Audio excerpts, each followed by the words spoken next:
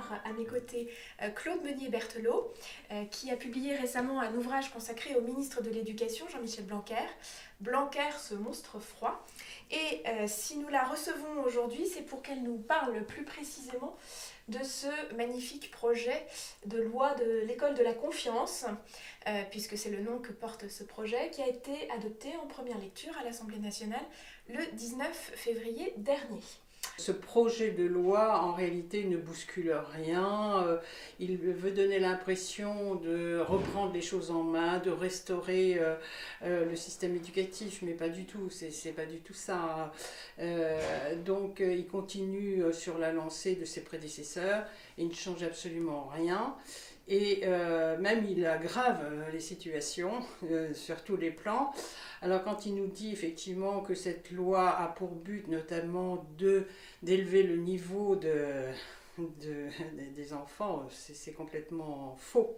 Alors, les ambitions sont énormes, mais c'est un peu l'éléphant qui accouche d'une souris. Ah mais écoutez, j'ai fait un livre en 2010 sur la désinformation que je vous ai apporté, d'ailleurs, vous pourrez le lire. Il faut aussi comprendre, quand on veut comprendre le système éducatif, qui est déjà très difficile à comprendre, parce qu'en fait, il faut l'étudier sur un temps long. Bien sûr. Ça n'est pas, si vous voulez, à partir d'une décision prétendument prise que l'on peut apprécier la qualité de ce qui est dit. Il faut voir sur le long terme la dégradation du système éducatif avec les différents éléments de destruction qui s'imbriquent parfaitement entre eux, mais comme cette destruction évidemment va à l'encontre de ce que souhaitent les parents, eh bien on fait toute une désinformation qui vise à faire croire que l'on améliore la qualité du système éducatif, mais ça on a fait ça depuis le plan Langevin-Wallon. Le plan Langevin-Wallon a été conçu pour justement substituer au cours des activités, mais ce plan avait prétendument comme objectif d'élever le niveau. Bien sûr. Parce que c'est fait pour ça, hein. Mais évidemment, on nous présente les choses différemment. Un autre des gros dossiers d'enfumage de cette loi de la confiance, c'est évidemment tout ce qui a trait à la formation des professeurs. Donc là, on a un nouveau sigle. On sait que l'éducation nationale est friande en termes de création de sigles. Oui, mais alors, là, il y en a un nouveau qui apparaît, les INSPE, les Instituts Nationaux Supérieurs du Professorat et de l'Éducation. Et rien de nouveau sous le soleil, j'en ai bien peur. Et vous êtes allé voir la loi ? Non, le texte de loi. C'est intéressant quand même, parce que c'est pas la première fois qu'ils nous font le coup. Hein. On va faire un petit historique sur les IUFM. Vous savez, les fameuses IUFM qui ont eu les instituts universitaires de formation. Voilà, tout à fait. Qui ont eu une si mauvaise réputation. En 2005, on a dit, alors tout le monde évidemment rejetait ces IUFM, on savait effectivement que ce qu'on appelle le pédagogisme, mais moi que j'appellerais l'antipédagogie, si vous voulez, pratiquer dans ces établissements, donc faisait fureur. Et donc, en 2005, on a dit, on supprime les UFM. Attention, ce n'était pas une suppression. Les UFM étaient rattachés aux universités, mais ils avaient une personnalité juridique par rapport aux universités. Ils étaient simplement rattachés aux universités. Et en 2005, ils ont perdu effectivement leur personnalité juridique et sont devenus faisant partie intégrante de l'université. Là, on nous refait la même chose. Jean-Michel Blanquer prétend créer des instituts nationaux supérieurs du professorat, qui sont en fait les ESPE. Et quand on voit le texte de loi, allez le voir parce que ça vaut quand même la peine, si vous voulez, vous voyez les mots ESPE, École supérieure du professorat et de l'éducation, sont remplacés par Instituts nationaux supérieurs du professorat. Mais rien n'a changé dans le texte. Le contenu lui-même ne touche pas au cœur du problème, à savoir l'incroyable déficience en termes de formation des enseignants. Au contraire, même ils vont prendre le pas, justement, parce que c'est ce que je vous disais tout à l'heure, cette fusion n'a pas été faite pour finalement absorber les UFM, c'est les UFM qui absorbent l'université progressivement, et maintenant justement nous en arrivons à la formation des professeurs. Et c'est ça qui est dramatique. Et là, c'est là qu'on voit bien, si vous voulez, que M. Blanquer ne change rien, puisque la formation, le recrutement des enseignants, entre guillemets, qui n'enseignent plus, se fait sur la base de personnel non diplômé, aucune nationalité n'est exigée. Il faut qu'ils aient soit été scolarisés 2 ans dans une zone d'éducation prioritaire ou qu'ils aient résidé au moins 2 ans dans une zone d'éducation prioritaire. Donc vous voyez le type le profil de personnes que l'on va avoir pour effectivement être auprès de nos enfants, que ce soit au niveau du primaire, au niveau du secondaire. Et alors après, on vous présente les choses en vous disant que c'est une pré-professionnalisation et donc ces assistants d'éducation, parce que maintenant on les appelle plus emploi avenir professeur, emploi avenir, c'est encore la même chose. On change d'appellation, c'est-à-dire que monsieur Vincent Payon les a appelés les emplois avenir professeurs, mais monsieur Blanquer les appelle assistants d'éducation, qui a déjà été une appellation utilisée antérieurement, mais on recommence. On recycle. C'était la mode, le recyclage. Voilà, on recycle. Alors, donc, si vous voulez, il n'y a pas de changement. Et donc, on voit bien, si vous voulez, et déjà en 2017, à la rentrée 2017, il y avait déjà 65 000 jeunes qui ont été recrutés de cette façon-là. Et on continue. Mais Madame Belkacem m'avait bien dit que cela devenait le moyen normal de recrutement des enseignants. Tout à fait. Et ce qui est dramatique, c'est qu'on se retrouve devant les classes, devant vos enfants, devant les nôtres, avec des personnels qui ne sont absolument pas qualifiés pour le faire, qui vont transmettre des connaissances totalement aléatoires. Et, qui ne vont pas en transmettre. Et qui ne vont pas en transmettre, ça c'est encore mieux. Ce qui est terrible, c'est qu'effectivement, vous le soulignez, les syndicats sont complices, parce que tout ce qu'ils trouvent à dire, c'est parler de précarisation du statut social, mais absolument, ils ne se posent jamais la question de la transmission des connaissances. Et c'est ça qui est dramatique. Mais d'ailleurs, c'est très clair, je ne sais pas si vous avez lu cette mention-là, mais Jean-Michel Blanquer dit explicitement que le but de cette pré-professionnalisation, c'est un but social. Donc, voilà, c'est donc, ça. Au moins, c'est clair. Le ministre de l'Éducation est là pour faire du social et pas pour former des enfants. Voilà, c'est ça.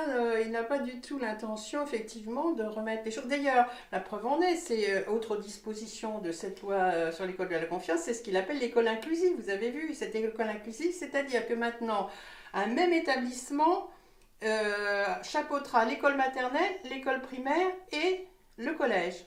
Donc, c'est ce qu'il appelle l'école inclusive et cette école va être chapeautée par le principal du collège.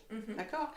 Alors, donc, mais c'est tout à fait normal. D'ailleurs, vous voyez, j'avais écrit mon premier livre il y a 20 ans. Je vais vous le laisser, vous le lirez. C'est exactement ce que j'ai dit il y a 20 ans. Étant donné la réforme qui se fait, la question de niveau n'aura plus du tout lieu d'être. Et c'est ce qui se passe.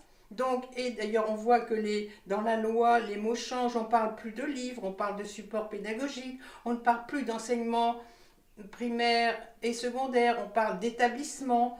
On ne parle plus non plus de principal. On parle de chef d'établissement. Vous voyez, donc on entretient le flou. On entretient le flou et ce sont des termes génériques, si vous voulez, de façon à masquer la situation. Donc, M. Blanquer est un faussaire, on peut le dire, si vous voulez. Il prétend... Et le malheur, c'est que même dans nos milieux, je m'excuse de dire ça, mais même dans nos milieux, vous avez encore des gens qui encensent ce personnage. Alors, j'allais y venir, justement. On doit vous remercier, et je pense que vous avez fait un travail très important là-dessus, parce que vous avez considérablement contribué à lever le voile sur l'imposture de Jean-Michel Blanquer, mais cette imposture reste encore... peu présente aux yeux de beaucoup. Alors, on a parlé des syndicats qui s'opposent, mais pas sur les bonnes choses, qui parlent de questions de statut, de précarisation, de droit, mais qui ne se posent jamais la question de la transmission des connaissances. Maintenant, politiquement, est-ce qu'il y a quand même des adversaires à cette loi, à ce projet de loi, l'école de la confiance, ou alors est-ce qu'il y en a un unanimisme béat vis-à-vis de ces réformes ? Écoutez, les personnalités qui ont compris effectivement que M. Blanquer était un faussaire n'ont pas la parole, on ne leur donne pas la parole.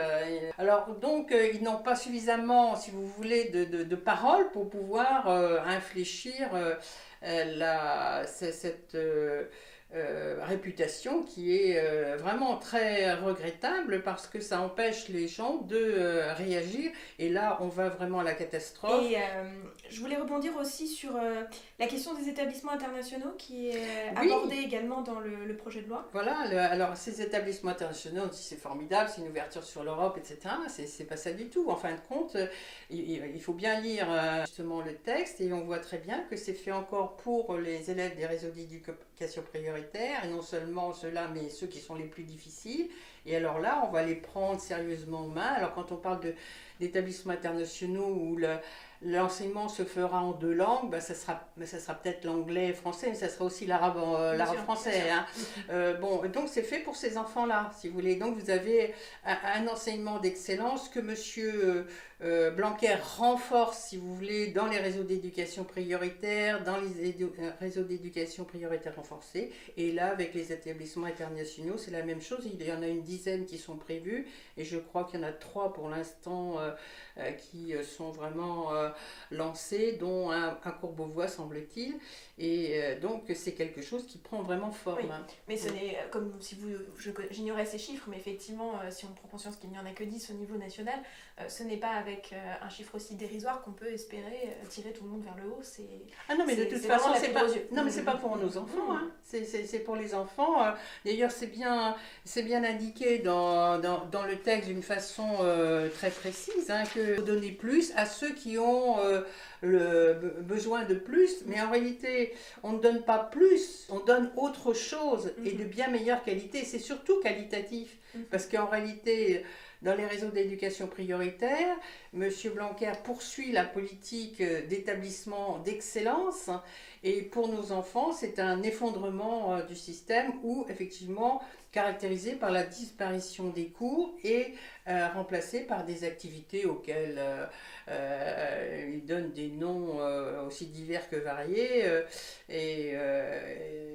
de façon à masquer encore là, si vous voulez, la réalité de la situation. Mais quand il parle par exemple du bac pour lui redonner notamment de la valeur, au contraire, c'est un effondrement complet. Vous avez fait une chronique effectivement sur cette réforme du bac qui est absolument terrible, parce qu'effectivement on a appauvri vous savez, ça n'est plus rien, ça n'est plus un bac. Vous savez, je vais vous dire, c'est pas mon maître à penser, mais Lénine disait gardez la coquille, videz-la de sa substance. Hein. Bien sûr. Également, une autre pensée de ce révolutionnaire qui disait le mensonge est sacré, la tromperie doit être notre arme principale. Nous y sommes. Voilà. Une dernière question, mais bon, ne nous le cachons pas, c'est une question rhétorique. Y a-t-il quoi que ce soit qui fasse référence à la liberté scolaire dans le projet d'école de la confiance ? Non, pas du tout. Non. Ça n'existe pas. Non, mais de toute façon, si vous voulez, je crois qu'il ne faut pas vouloir ignorer la loi Gattel de 2018. Elle assujettit les écoles hors contrat aux méthodes et au contenu des écoles de l'enseignement public. Moi, je m'excuse de dire ça, je suis un oiseau de mauvaise augure, je sais, mais en tout cas, si vous voulez, c'est dramatique. Et si on ne combat pas, il faut combattre frontalement. De toute façon, nous avons vraiment les éléments pour nous défendre, parce que nous savons effectivement toute cette politique. On a des chiffres, au niveau des élèves scolarisés, on a des chiffres aussi au niveau des résultats, on a des chiffres aussi au niveau aussi de ce que ça coûte. Et donc, on peut tout de même dire nos enfants aussi ont droit quand même à un enseignement de qualité et il faut se défendre. On ne se sauvera pas sans combattre, ça je ne le pense pas. Très bien, merci beaucoup Madame Meunier-Berthelot de tous ces éclairages précis sur la loi de l'école de la confiance. Oui. Donc je ne peux que renvoyer chaleureusement tous les auditeurs et les lecteurs de Liberté Politique à l'ouvrage de Claude Meunier-Berthelot, donc Blanquer, ce monstre froid, qui est paru aux éditions des Trianon, c'est cela ? Les éditions des Trianon, voilà. Très bien. Merci beaucoup et à très bientôt. Merci infiniment.